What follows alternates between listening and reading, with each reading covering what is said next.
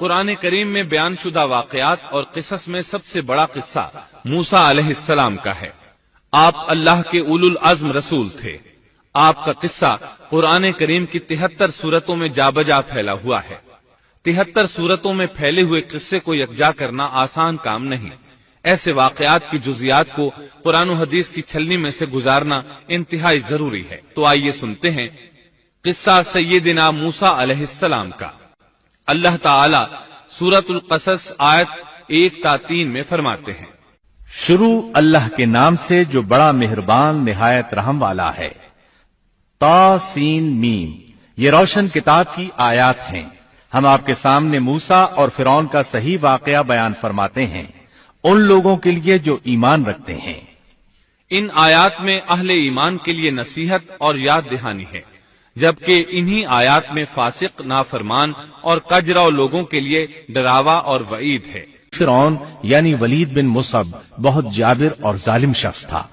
ظلم و جبر کی ان آخری حدوں کو پہنچ گیا تھا جن تک شاید انسانوں میں سے کوئی بھی نہ پہنچا ہوگا، یہاں تک کہ اس نے رب ہونے کا دعویٰ کر دیا۔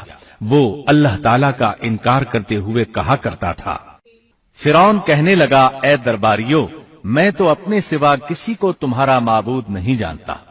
کہنے لگا، تم سب کا رب میں ہی ہوں۔ اس نے الوہیت اور ربوبیت دونوں میں اللہ تعالی سے جھگڑا کیا۔ یقیناً فرعون نے زمین میں سرکشی کر رکھی تھی اور وہاں کے لوگوں کو گروہ گروہ بنا رکھا تھا اور ان کے ایک فرقے کو کمزور کر رکھا تھا، اور ان کے لڑکوں کو تو ذبح کر ڈالتا تھا اور ان کی لڑکیوں کو زندہ چھوڑ دیتا تھا۔ بلا شک و شبہ وہ تھا ہی فساد کرنے والوں میں سے۔ اس نے لوگوں کے گروہ اور جماعتیں بنا رکھی تھیں۔ فرعون کے زمانے میں بنی اسرائیل سب سے حقیر اور کم درجہ قوم تھی۔ فرعون نے انہیں حد درجے ذلیل اور بے عزت بنا رکھا تھا۔ سبھی کو معاشرے میں نچلے طبقے میں شمار کیا جاتا تھا، جبکہ مصر میں یہی لوگ شاہانہ زندگی گزارا کرتے تھے۔ فرعون نے اعلان کرا رکھا تھا کہ بنی اسرائیل سب کے سب غلام ہیں۔ وہ ان سے زر خرید غلاموں کی طرح مزدوری لیا کرتا تھا۔ ان کی عورتوں سے لونڈیوں باندیوں جیسا برتاؤ کیا جاتا تھا۔ وہ جو چاہتا تھا ان سے کرتا تھا۔ اس نے یہ حکم اپنی رعایا میں عام دے رکھا تھا۔ مصر کے باشندے اعلیٰ درجے کے لوگ سمجھے جاتے تھے، وہ قبطی کہلاتے تھے۔ فرعون نے بنی اسرائیل کو غلام اور محکوم بنا رکھا تھا، اور اس نے ان میں سے ایک فرقے کو کمزور کر رکھا تھا۔ بنی اسرائیل اس ذلت سے نجات پانے کا انتظار کر رہے تھے، اور اس کی وجہ یہ تھی کہ انہیں ایک بشارت ملی ہوئی تھی۔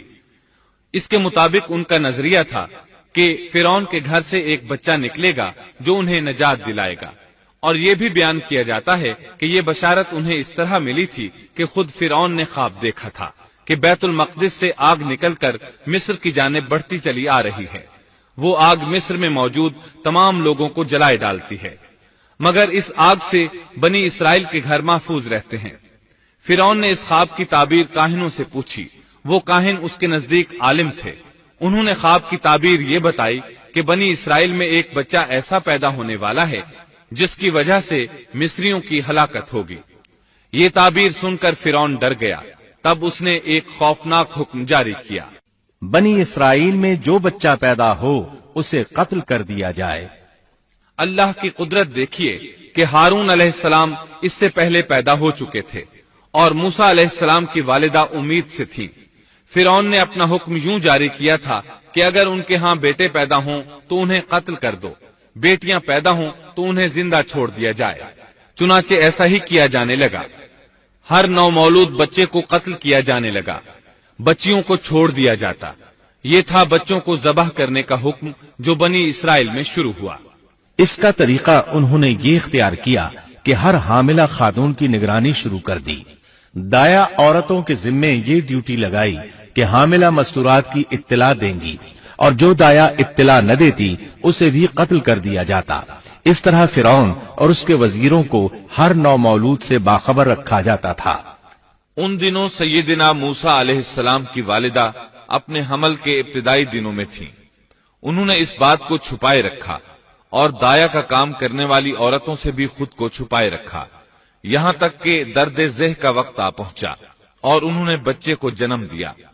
इस बारे में सिवाय करीबी लोगों के कोई नहीं जानता था। बच्चे की पैदाइश के बाद वो फिक्रमंद रहने लगी। हमल के दिनों में तो उन्होंने खुद को छुपा लिया था, अब बच्चे को कैसे छुपाएं?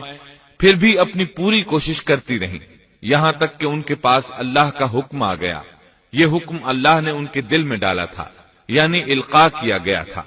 ये वो वही नहीं थी जो पैगंबरों पर आती है। और हमने मूसा की माँ को वही की कि इसे दूध पिलाती रह, और जब तुझे इसकी निस्बत कोई खौफ मालूम हो तो इसे दरिया में बहा देना, और कोई डर खौफ या रंज गम न करना। हम यकीनन इसे तेरी तरफ लौटाने वाले हैं और इसे अपने पैगंबरों में बनाने वाले हैं। मतलब ये था कि जब तफ्तीश और तहकीक शुरू हो या खतरात बढ़ जाएं तो इसे दरिया में डाल दें। इस आयत मुबारका में बैक वक्त दो खबरें, दो अहकाम, दो हुक्म इम्तिनाई और दो बशारतें हैं। यानी हमने मूसा की माँ को वही की कि इसे दूध पिलाती रहे, ये दो खबरें हैं। और जब तुझे खौफ महसूस हो तो इसे दरिया में बहा दे, ये दो हुक्म हैं। कोई खौफ न खा और कोई गम न कर, ये दो इम्तिनाई हुक्म हैं। हम यकीनन इसे तेरी तरफ लौटाने वाले हैं और इसे अपने पैगंबरों में से एक पैगंबर बनाने वाले हैं। ये दो बशारतें हैं। और फिर वाकई तलाश शुरू हो गई। बनी इसराइल पर सख्ती की गई। मूसा अलैहिस्सलाम की माँ ने अल्लाह के हुक्म के मुताबिक बच्चे को संदूक में रखा और दरिया में छोड़ दिया। साथ ही मूसा अलैहिस्सलाम की बहन से कहा, तू भी इसके पीछे पीछे चलती जा। चुनाचे वो दरियाए नील की मौजों में चले और उनकी बहन किनारे किनारे चली, अपने भाई की निगरानी करती जा रही है कि दरिया में डालने के बाद क्या बनता है। अल्लाह ताला सूरतुल कसस आयत 11 में फरमाते हैं, मूसा की वालिदा ने उनकी बहन से कहा, तू इसके पीछे पीछे जा। तो वो उसे दूर से देखती रही और फिरौनियों को इसका इल्म भी न हुआ। संदूक बहता हुआ फिरौन के महल्लात के करीब आन ठहरा। महल्लात दरियाए नील के किनारे थे।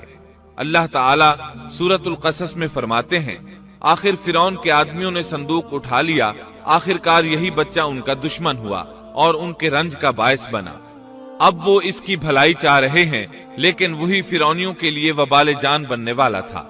अल्लाह सूरतुल कसस आयत 8 में फरमाते हैं, कुछ शक नहीं कि फिरौन और हामान और उनके लश्कर थे ही खताकार। फिरौन की बीवी ने फौरन पहचान लिया कि ये बच्चा बनी इसराइल में से है। चुनाचे उसने कहा, और फिरौन की बीवी ने कहा, ये तो मेरी और तेरी आंखों की ठंडक है, इसे कत्ल न करो। बहुत मुमकिन है ये हमें कोई फायदा पहुंचाए या हम इसे अपना बेटा ही बना लें। और ये लोग शऊर ही नहीं रखते थे। मतलब ये कि इस पूरे मामले में अल्लाह ताला की तदबीर से उन्हें आगाही नहीं थी। इस पर फिरौन ने कहा, ये सिर्फ तेरी आंखों की ठंडक है, मेरी नहीं। मैं नहीं चाहता बनी इसराइल का कोई बच्चा मेरी निगरानी में पले, लिहाजा ये सिर्फ तेरी ही आंखों की ठंडक है। इब्ने अब्बास रजी अल्लाह अन्हुमा फरमाते हैं, अगर फिरौन ये बात कह देता कि ये मेरी भी आंखों की ठंडक है तो अल्लाह ताला उसे हिदायत दे देता, लेकिन उसने यूं कहा, ये सिर्फ तेरी आंखों की ठंडक है, मेरी नहीं। और फिर हुआ भी यही। मूसा अलैहिस्सलाम आसिया की आंखों की ठंडक बन गए, फिरौन की आंखों की ठंडक न बने। अल्लाह ताला सूरतुल कसस आयत 10 में फरमाते हैं, और मूसा की वालिदा का दिल बेकरार हो गया। यानी उसका दिल मूसा अलैहिस्सलाम की याद के अलावा दुनिया की हर चीज से खाली हो गया। माँ की मोहब्बत और माँ के दिल का हाल जरा देखिए। मुसीबत में उस पर क्या गुजरती है। वो मेहरबानी जो माँ के दिल में होती है, वो मोहब्बत जो सिर्फ उसी दिल का खासा है। हम मर्दों की जमात इस कैफियत को नहीं जानती जो मुसीबत के वक्त माँ के दिल पर गुजरती है। चुनाचे अल्लाह ताला फरमा रहे हैं, और मूसा की वालिदा का दिल बेकरार हो गया। यानी मूसा अलैहिस्सलाम की मोहब्बत के सिवा उस दिल में और कुछ न रहा। हर वो चीज जो उसे दुनिया में प्यारी थी, मूसा की मोहब्बत पर गालिब ना आ सकी। बस दिल में मूसा ही मूसा थे। अल्लाह ताला सूरतुल कसस आयत 10 में फरमाते हैं, करीब थी कि इस वाक़े को बिल्कुल जाहिर कर देती अगर हम उनके दिल को ढारस न दे देते। ये इसलिए कि वो यकीन करने वालों में रहे। अब देखिए अल्लाह ताला के काम। उनके नूरे चश्म को किस तरह उनकी तरफ वापस लौटाया। बच्चा जब महल में पहुंचा तो उसने दूध के लिए रोना शुरू कर दिया। اس کے پاس دودھ پلانے والیاں لائی گئیں، لیکن بچے نے کسی عورت کا دودھ نہ پیا۔ آخر وہ بچے کو اٹھا کر باہر لائے۔ اللہ آیت 12 میں فرماتے ہیں، اور ان کے پہنچنے سے پہلے ہم نے موسیٰ پر دائیوں کا دودھ حرام کر دیا تھا۔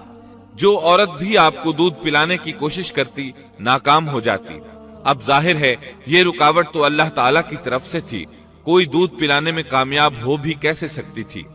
ادھر موسیٰ علیہ السلام کی بہن دور کھڑی یہ سب دیکھ رہی تھی۔ سورۃ القصص آیت 12 میں ہے، یہ کہنے لگیں، کیا میں تمہیں ایسا گھرانہ نہ بتاؤں جو اس بچے کی تمہارے لیے پرورش کرے اور ہوں بھی وہ اس بچے کے خیر خواہ۔ انہوں نے پوچھا، اے بچی تو کیسے جانتی ہے کہ وہ اس بچے کی خیر خواہی کریں گی؟ بچی نے جواب دیا، اس لیے کہ وہ ایک غریب گھرانہ ہے۔ جب انہیں معلوم ہوگا کہ یہ بچہ فرعون کے گھر سے آیا ہے تو انہیں انعام و اکرام ملنے کی امید رہے گی۔ اس گھر میں ایک نیک سیرت خاتون ہے، وہ اس بچے کو بخوشی دودھ پلانا قبول کرے گی۔ انہوں نے کہا، چلو ٹھیک ہے۔ چنانچہ آپ کی بہن انہیں گھر لے آئی۔ والدہ محترمہ نے بچے کو دودھ پلایا تو آپ نے فوراً دودھ پینا شروع کر دیا۔ سیدہ آسیہ نے ان کی طرف پیغام بھیجا کہ وہ محل میں آ جائے اور جب تک بچہ دودھ پیتا رہے وہ اس کے پاس محل ہی میں رہے، لیکن موسیٰ علیہ السلام کی ماں نے انکار کر دیا۔ انہوں نے کہا، میرے اہل و عیال ہیں، میرے خاوند بھی ہیں، لہٰذا ان کے ہوتے ہوئے میں گھر نہیں چھوڑ سکتی۔ اب چونکہ بچے نے کسی اور کا دودھ پینا قبول نہیں کیا تھا، اس لیے وہ خود بچے کو لے کر آتے تھے۔ اس طرح موسیٰ علیہ السلام کی والدہ کا بے حد احترام ہونے لگا۔ فرعون کے ہر کارے تحفے تحائف ان کے گھر لانے لگے۔ اللہ تعالیٰ آیت 13 میں فرماتے ہیں، پس ہم نے اسے اس کی ماں کی طرف واپس پہنچایا تاکہ اس کی آنکھیں ٹھنڈی رہیں اور آزردہ خاطر نہ ہو، اور جان لے کہ اللہ کا وعدہ سچا ہے، لیکن اکثر لوگ نہیں جانتے۔ اس طرح موسیٰ علیہ السلام شاہی محل میں پلنے بڑھنے لگے، یہاں تک کہ 18 سال کے خوبرو نوجوان ہو گئے۔ اللہ تعالیٰ آیت 14 میں فرماتے ہیں، اور جب موسیٰ اپنی جوانی کو پہنچ گئے اور پورے توانا ہو گئے تو ہم نے انہیں علم و حکمت عطا فرمایا۔ نیکی کرنے والوں کو ہم اسی طرح بدلہ دیا کرتے ہیں۔